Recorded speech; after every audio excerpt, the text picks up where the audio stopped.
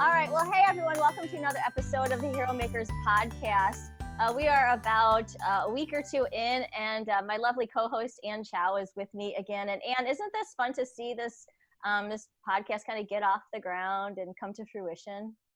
It's been amazing. So glad for all the support already. So thank you so much to all of our friends and for liking us. Yeah, we're grateful for you guys helping us spread the word, and just grateful for the impact it's making so far. So, and Ann, I'm very excited about today's guest because I feel like we are actually going global now too with our podcast guest, because he represents this whole global community, and this is kind of your heartbeat too, right?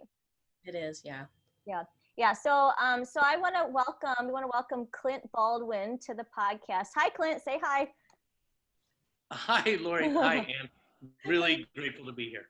Yeah, it's really good to have you, Clint. Clint, for those of you who don't know him, he is executive director of this amazing organization called Word Made Flesh. And even that name is really powerful. And he's going to tell us a little bit about the organization a little bit, but generally what they do is they serve those who are on the margins and those who are in poverty in different parts of the world. And we're going to have a good conversation around kind of what's happening even now with COVID and how that's impacted some of the most vulnerable around the world that we may not hear about a lot in the news anymore. I feel like that was, I don't know, Ann, if you kind of picked up on this, but I feel like it was only like 2 weeks in the news when Corona hit in the spring. And then it was like 2 weeks of like where it touched upon, Corona in some of the poor neighborhoods around the world, some of the slum communities, and then it was like gone. Did you notice that, or was that just me? Oh no, I think you had to really intentionally search it out. I was really concerned because of the medical communities in some countries are just not as strong or as accessible. Yeah. And then I was very worried about our vulnerable communities around the world. So thank you so much, Clint, for all you do and for being there. Mm-hmm. Yeah. So Clint, tell us a little bit about who you are and about how you came, your journey to Word Made Flesh, and introduce yourself. Okay. Yeah, Laurie and Ann, thank you again for having me on the podcast. I'm glad to be here. So I'm the International Executive Director of Word Made Flesh, and I've been in this position now for 5 years. But there's been an interesting journey with Word Made Flesh, and I'll tell you a little bit more about that in a minute. But that was, Word Made Flesh started 30 years ago, just about 30 years ago. And I was there as that was beginning at that time. And then I've traveled a different path, stayed tendentially connected through all that time, and now I'm formally in the position that I'm in, and very thankful to be so. I am in Wilmore, Kentucky. That is where our international office is based, and we're next to a university there, and a university that I've been part of in a number of different ways for a while. And there's a seminary across the street at which I taught at, and then went on to work at other institutions out in the West Coast. In Oregon, and was just about a decade out there, and now back here in Kentucky, and I'm thankful for that. I'm married, have a wonderful wife, and have 3 children, and our children kind of span the ages. Our oldest is now 21, and our middle is 8 years old, and just turned 8, had a birthday this last week, and is the case sometimes these days. Had 2, had, especially with COVID and what we navigate, had a family birthday, and then a small appropriately socially distanced friend gathering as well, and then our youngest daughter is 3 years old, and we are really thankful for our family. Our youngest daughter navigates Down syndrome, and she has just been a blessing in our lives, further opening our eyes to how we can all interact well together, no matter whatever place we're hailing from. And that's a little bit about me. My schooling came through then here at the university across the street, Asbury University. I went on and did schooling then, graduate schooling at Asbury Theological Seminary, Portland Seminary, University of Kentucky. That's kind of been my trajectory. What else would you like to know? Yeah, so Clint, I'm going to be Captain Obvious here, and you have, that's a 20-year gap between children that you have, 20 years. Right? Yeah, so we're not great at planning But we are really thankful for life. Yes. We're thankful for life. So you have a built-in babysitter, which is nice. Yes, we try not to utilize that too much, otherwise chagrin arises, etc. Understandably, but that's right. Yeah. But that's interesting. So tell me, what is like the greatest benefit or encouragement to having children who are that spread out in ages? Okay, so this is what comes to mind for me is that things have changed a lot over the last like 10 years, 15 years with technology, social media, all these different things. So I'm wondering, just really quickly, because this is not our conversation topic, but just like for you parenting that, like what has changed? What's better now? I think we need a little bit of encouragement because a lot of us who have young kids are like, it's so hard to parent nowadays. Yeah, I would say, it's almost always, it's the difference between whether we're going to say, is the glass half full or is the glass half empty?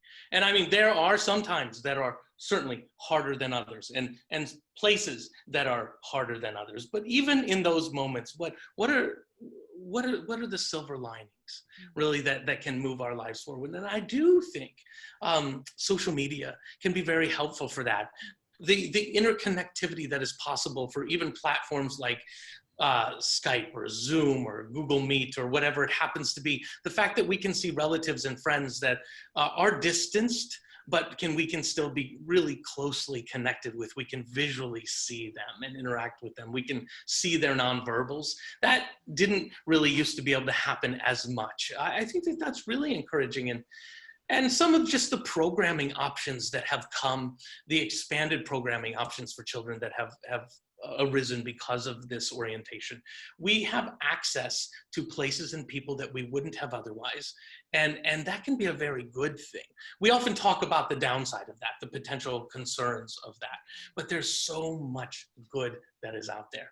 And I kind of think of it in a First Testament example of, there's this prophet Elijah, right? At one point in his life, he had been doing all of these things and he was just weary and he was tired. And he said, "Oh Lord, I'm the only one left," right? And he had this myopic vision, right? It just narrowed to this point where he couldn't see hardly beyond what was right in front of him. And all of a sudden he had this revelation from the Lord that showcased all of these other people that the Lord was utilizing and all of these other places that he had no idea about, right? And I think in some ways, in the midst of all of the troubles that we're encountering, we can see good in ways that we never used to be able to, more quickly, more often, and more immediately. And I think that's encouraging for raising children, personally. That's really good. Awesome.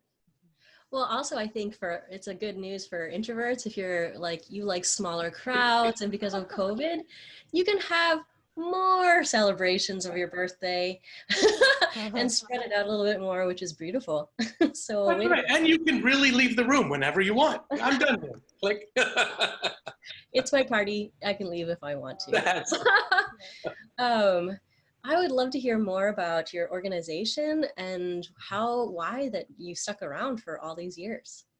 Yeah. It is amazing how life works. And for us, we are a faith-based organization. That's part of the drive for what we do.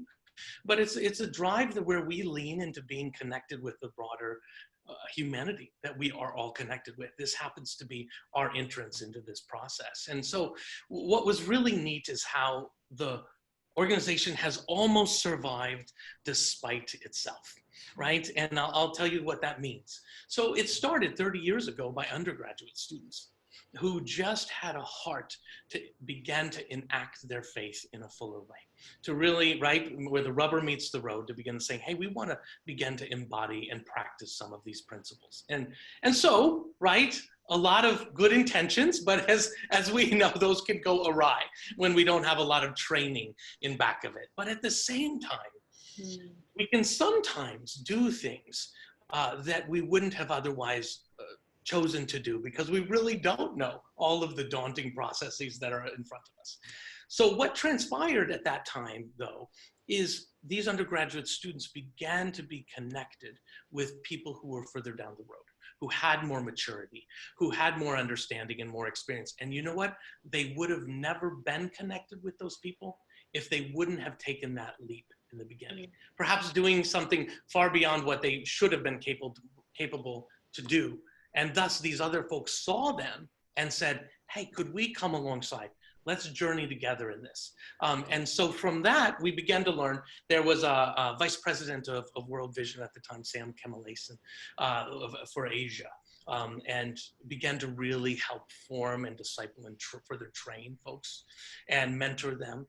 We started the first HIV/AIDS children's pediatric home in South Asia that still is continuing today. And it was, of course, Madras at the time, now it's Chennai, and that still is going, which also goes to show what can happen with sustainability if you just start. In fact, that is actually the chapter, I think that's the exact title of the first chapter of a new book by a wonderful person, Jacqueline Novogratz, who runs the Acumen Fund. A lot of people will have heard of her, is one of the top 10 nonprofits. She's an amazing leader. They work around the world. They 127 some million that they've utilized and leveraged another 600 million social enterprise. But she says, just start, right? And we accidentally or providentially did that. And, you know, another person, Martin Luther King Jr., talks about the idea of you don't need to see the top of the stairs to take the first step. Well, again, without knowing that phraseology at the time, essentially that's what transpired, and folks did that. Because of that, afterwards we moved up to Kolkata was our next step, and we began working with Mother Teresa while she was still alive. And so that is a place where we began to learn, again, from another person, obviously, who had been doing it a long time, really knew what they were doing. Didn't do everything, but they did what they did very well. And one of their phrases is small works with great love. And that is still something that really encourages us. And sometimes I even think of the phrase, faith like a mustard seed, you know, this idea of this little tiny seed and it can do great things. So sometimes I even think about small works with just a really itty bitty teeny bit of love. You know, and I was like, sometimes that can move us forward into growing in love and continue to do good, right? So sometimes when we say small works with great love, that can be daunting for folks who are like, well, I don't know that I have great love. I'm like, that's okay. Use the love that you have. Use the care and compassion that you have. Surround yourself with wise counselors so that you seek to do more good than harm. You limit any harm that you might do. You're having counselors and mentors around you, but you step. Right? And you learn as you step and you reconceptualize what you're doing, then you step again. And so we've continued to do that. So now 30 years later, we have 13 communities all around the world. And really our overarching vision is just kind of said like this. I'll just even read it and say for you, Word Made Flesh is called and committed to serving Jesus among the most vulnerable of the world's poor. The calling is realized as a prophetic ministry for and an incarnational mission among the poor.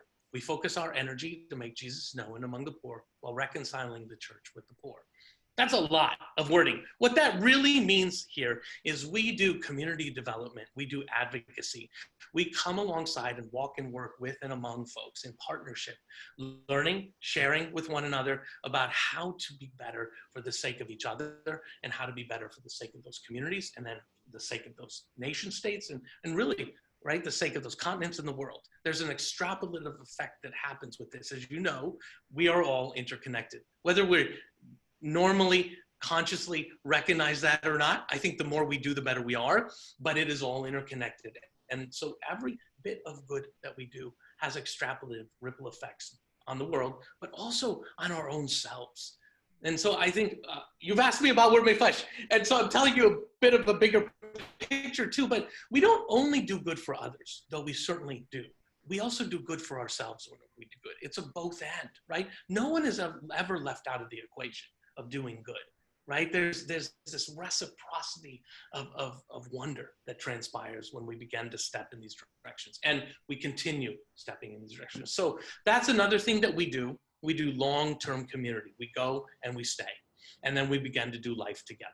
And it's made up of humans, so that means some days are better than others, but we keep at it. And through the long term, trust is developed, partnership and collaboration increases, and a goodness, a safety net of health is created back and forth, right? And one of the things that I know that Laurie and Ann, you've noted that I often mention, and that really it really encourages me to continue in my work, and that is this: we all always have something to share, and we all always have something to learn, right? And the trick is figuring out what, when, of course, right? And that is part of the human interactivity and relationality, that in honesty and humility, when we interact, that great good can transpire. That good that we don't see when we first start. And that is, I think, actually part of the essential equation, is not having all the answers when you start, but just willing to say, people ought to be treated well. They ought to have dignity. They ought to be seen. And for us, that's one of the things that drives us. We say, we understand through the scriptures that God sees you and God loves you. And that means, as followers of God, we too need to see you and love you. Now, that can look a multiplicity of ways, but for us, part of that is doing long-term stable community together. So, so Clint, okay, so a couple thoughts. One is that, like, I think the older that I get, the more I kind of have, when I look at life, I think, well, we want to have, like, there needs to be an offset to everything else. So you're talking about learning, serving. Sometimes we talk about yin and yang, good and evil, like these different things that offset each other. And then, like, one of the things we want to talk about with you today is, like, the haves and the have-nots in this world. So just quick story. This was probably 2 months ago. I was running in the morning, and you know, with COVID, a lot of the homeless shelters are kind of sending homeless people to hotels or whatever. So in my community, I've actually noticed that, like, there's more homeless people on the street. And so I was running one morning, and I didn't have anything on me. It was like me. That's it. Like, I had no money. I had nothing. I didn't even have a phone. Like, it was just, and I was running, and there was a guy who was sleeping on the side of the bridge. And it was just interesting how people were, like, walking by him. Like, I ran by him, and then I had to stop and turn around, and I'm like, is he okay? Like, just, you know, because I didn't see his sheet moving up and down. So I, like, had to make sure he was okay.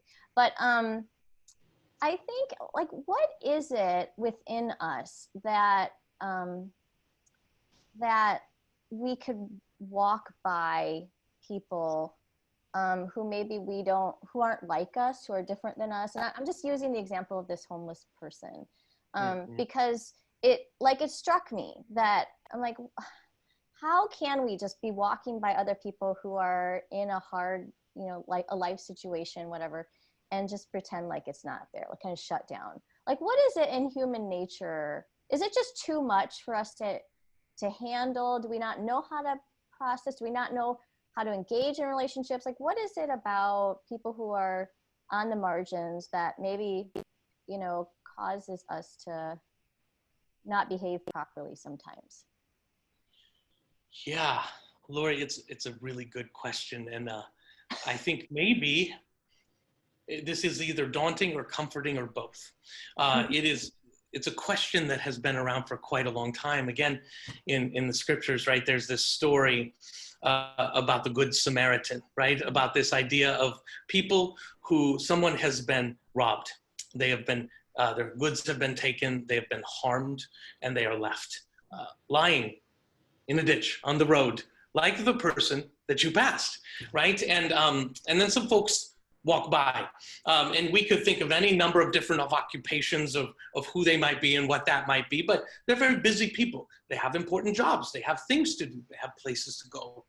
And perhaps they're uncertain of how to help.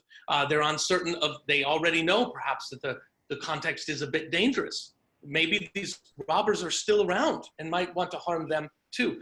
All kinds of fears could arise. That sense of the unknown, the sense of, I don't want to get involved. What are the extrapolative effects if I do so? You know, how long am I going to be encumbered here by this? I mean, all of these questions, I think, can hinder us from doing the good that remains right in front of us. Another part of it is just simply not paying attention, right? Not being aware, which that sense of learning to be aware is a part of what I think can move us in a helpful and healthy direction.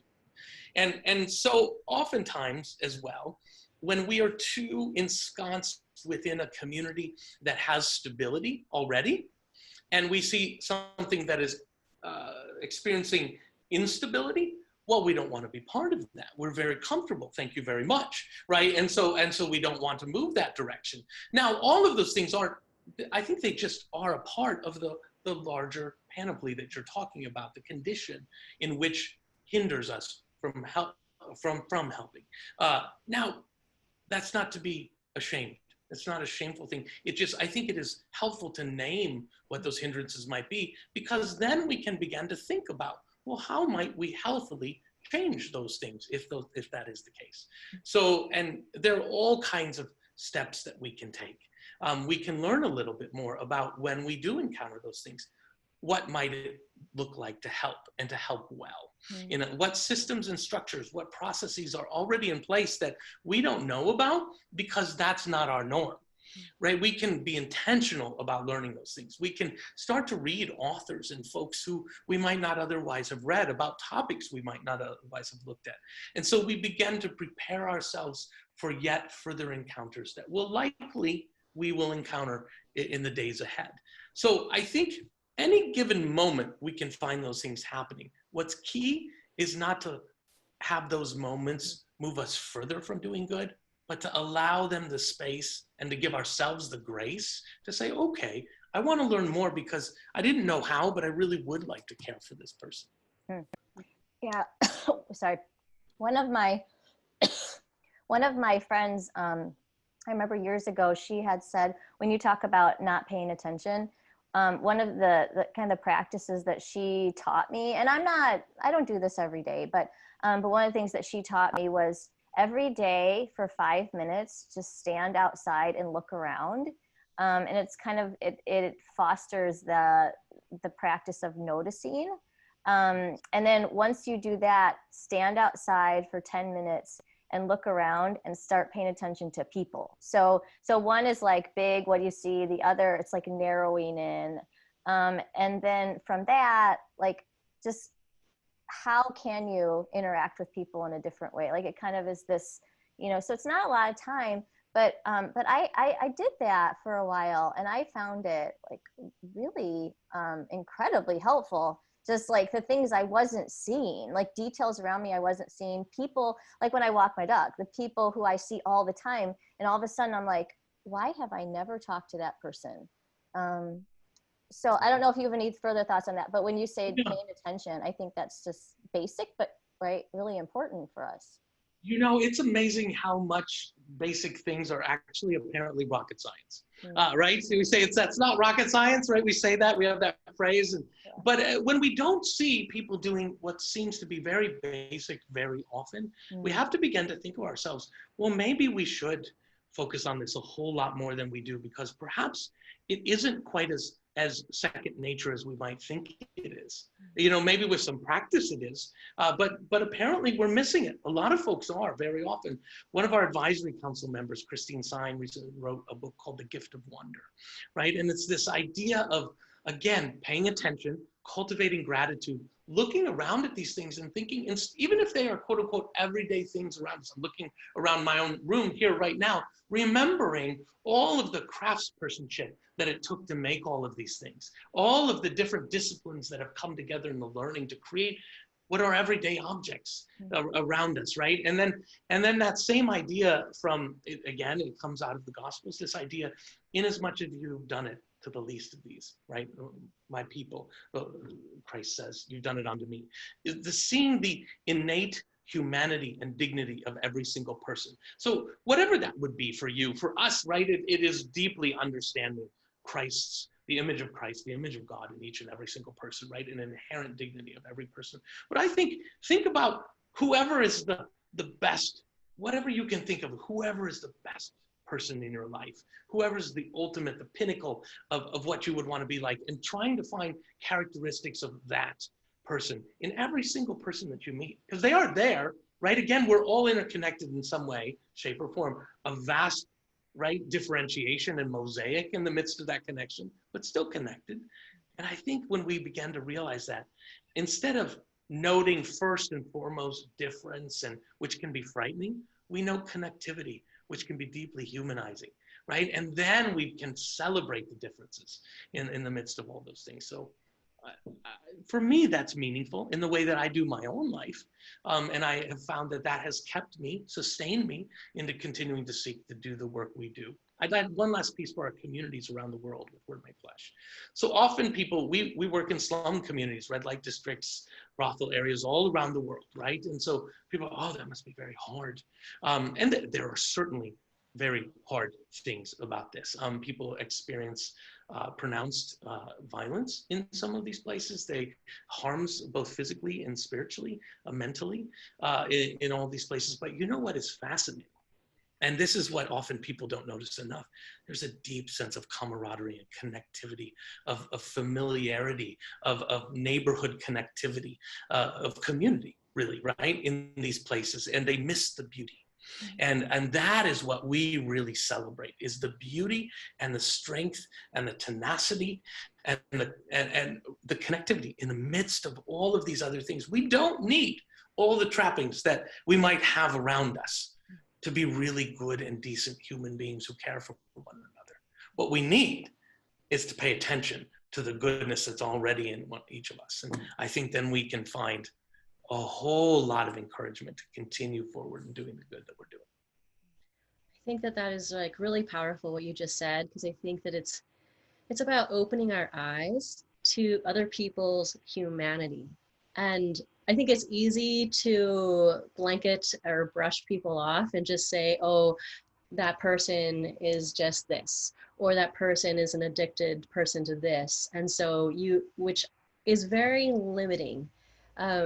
But the thing that I've been like really struck by since COVID, and also the racial injustices that have been happening, is to open my eyes and really see, really look around the room, like even at power dynamics, who has power, who does not have power, who is speaking, who is not speaking, and then intentionally go after the fuller picture, because I think there's always more information. But if we're all in our little bubble and we reinforce each other, then we're not expanding. And I feel like if we actually open our eyes and intentionally look for information and stories, we will be changed. And I think that that is also what you're saying with Word Made Flesh, your organization, that you started off this way, but because you opened yourselves up to external influences, including Mother Teresa, hello.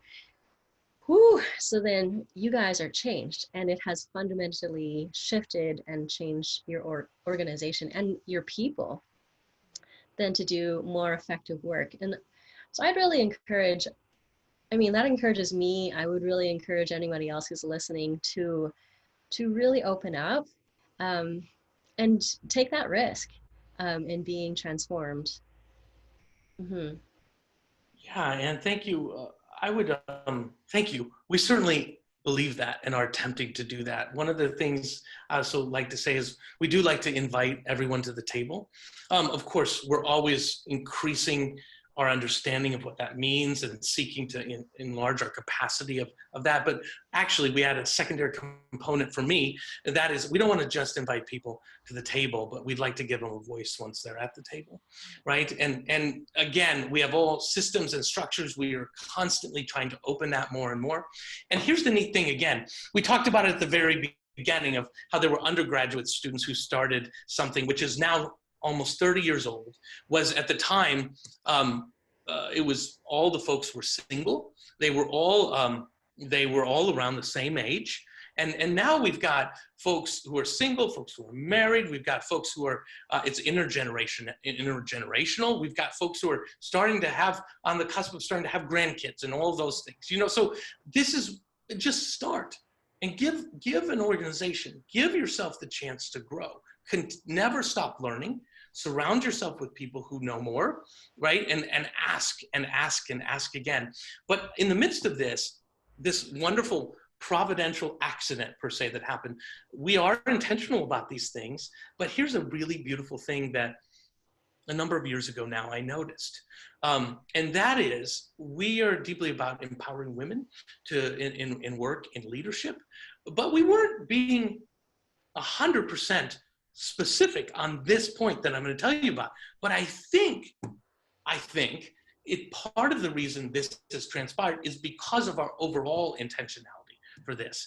And now around the world, most of our field directors, I think there are, off the top of my head, maybe one, maybe two, out of all of our communities, the rest of our field directors are all women, right? And many of them are Indigenous women from their communities. And this has happened because that's an overarching emphasis that we have, not because we just said at each and every single space, we're going to make sure that we have a woman in this position. Now that's generally say, we want to promote that at all levels of our work.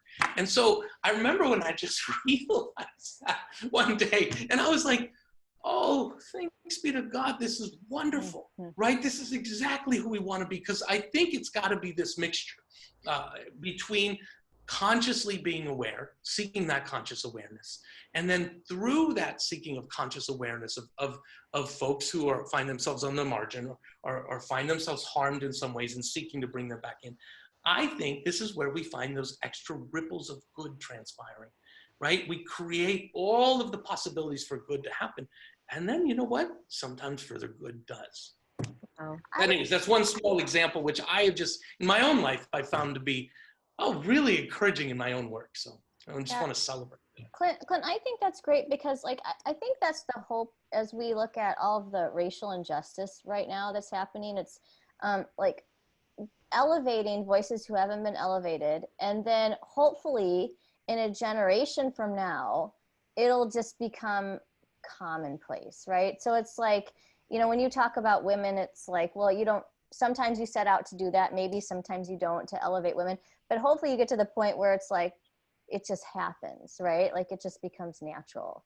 And I think that's brilliant because that's part of like, when we talk about hero makers, like that ability to like eventually get to the point where you're impartial. Like you don't choose people based on the color of their skin or their gender or their, you know, their sexual preference or whatever it is. It's like you choose them based on who they are, their talents, their skills. Like these are the things that their life experiences. These are the things that eventually like are elevated, right? So kind of, I think that's your story is really encouraging because it's like all of a sudden your leaders are women and it happened. And so even as we face, like we're going through this really bumpy road right now, and you're very close to the protests that are happening in Kentucky, and it's hard, but boy, we can be super hopeful that like in a generation from now, like the work and the labor is not in vain, and that it's gonna lead to greater equality.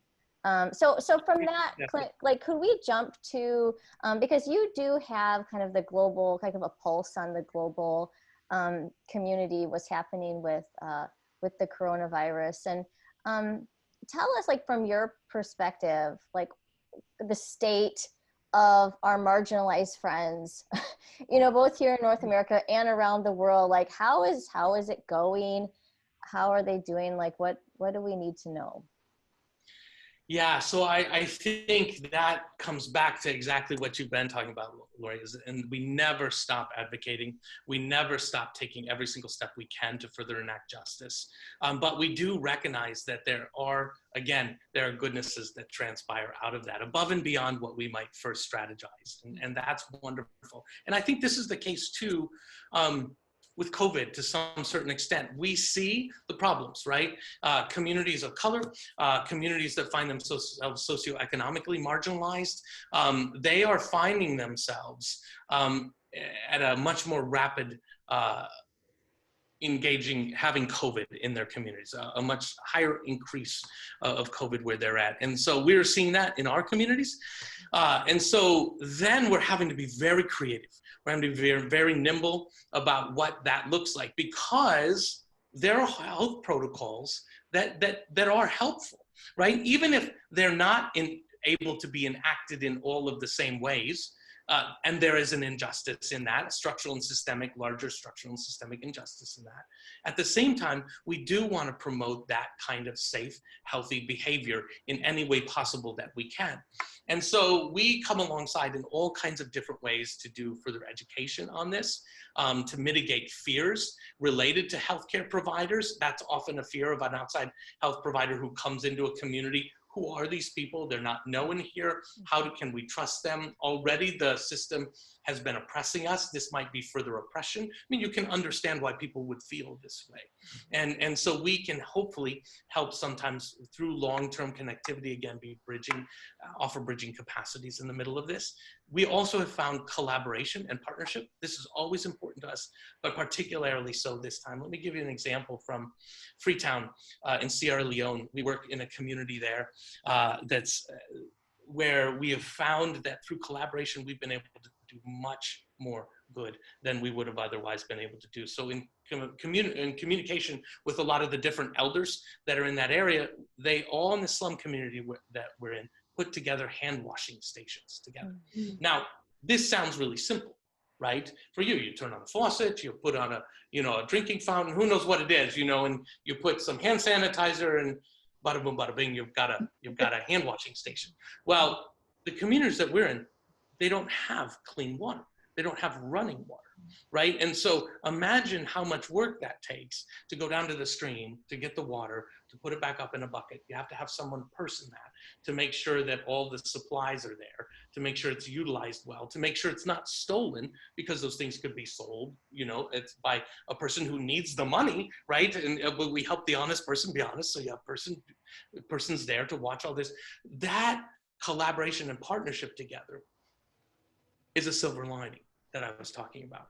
It has moved all of us to do greater good in that community than we were previously doing in the midst of a pandemic, right? And through that, we've had greater health. Now, the other piece of this is we are primarily community development and an advocacy organization, primarily. We have strongly, in the midst of this, added an extra pivot to relief, to what we do. There are lots of relief organizations all around the world. We've also added that because all of our folks, they don't have stores of food. And I don't mean just, grocery stores that you go to, but I mean, they don't have food in their cupboards and their pantries. They don't have cupboards and pantries sometimes. And so their food, they run out within a day or so. If it can't be resupplied, that's all there is. And people start going hungry very quickly. Malnutrition becomes an added issue in the midst of this. And so we have really pivoted to do relief and to do food supplying in the midst of this. And we have been doing this in Peru. We have been doing this in Bolivia. We've been doing this in Sierra Leone that I talked about, et cetera, around the world, in being able to come alongside and make sure that people have the nutrition that they have. So I think those are pieces that sometimes people don't recognize, even in the midst of COVID, connecting us in maybe ways we've never been connected before. And we have found that people have stepped up and they're like, oh, I understand better what Word Made Flesh International does now all around the world because of COVID. Because, right, it's immediate for them. And they're like, oh, somebody over there has COVID too. Now I understand more. That's a wonderful connection. What's still missed is sometimes folks can go and hunker down at home, or they might be able to do their work remotely, et cetera, and so forth. The folks that we're working and walking with and among, that's not the case. They have to go out. They have to find food. Otherwise, their family gets sick and they die. And that's a piece that's missed. And I think that's an aspect of COVID that we're not hearing as much as we need to be hearing about in the news. What I have seen, I know not every organization has seen this. Many are having significant economic concerns in the midst of this, but we have seen many, many, many of our partners step up to do even more than they have been doing. We've had added partners come in to our process, walking with us, saying, I want to help in ways I haven't been previously helping. And then we have had partners who we are seeking to ask if we can do anything for them. We're praying for them, who've said, I've lost my own job. I'm really, and this is deeply heartbreaking when you see the goodness of humanity, when they say, I wish I could continue giving, but I can't right now. Right? To hear that in the midst of their own hardship, they are still remembering that there are others in need. And I'm like, that's That's why we continue to do this work, so that there are less folks in need less often, and so that they know that they are seen and loved and cared for, wherever that is, whether that's partners here in the United States, partners around the world, or whether it's just the populations and the communities we're walking with. This is what COVID is doing. It is harming us all around the world, but we do have the chance for it to bring us together. Even if we wouldn't have preferred the method by which we're being brought together, we do have the chance to say, we see that we ought to be better at being community with each other. Thank you so much for honestly being so responsive on the ground to whatever's happening because of COVID, not because of COVID, with all of your communities around the world. And we only have a few minutes left, but I just want to say thank you for that. I do know that there are countries who have responded quite well, and their governments have actually been quite strict. I was just in Thailand in mid-February, and then they started clamping down, and in really good ways. They have a very robust medical healthcare system, and have really protected their people. But it still means like that they're still vulnerable. They still need to go get food. They still just like everybody else. But yeah, so it's helpful for us to know, that gives us hope that there are people, that countries, governments who are doing well, and there are people and organizations like yours that are responding and pivoting and responding to crises that are happening. So I just want to say thanks. Yeah. And you're welcome. Thank you for what you all are doing. And just this idea of, you said hero makers. One of the things if I was to say, what is a hero maker? I think that was one of the things that you were thinking, at least wanting me to think about. And I would say this, I wrote a few of these things down. I think hero makers are way makers. They're way makers. They make a way for people who might not otherwise have had a way. They open doors, right? They provide access. They offer care.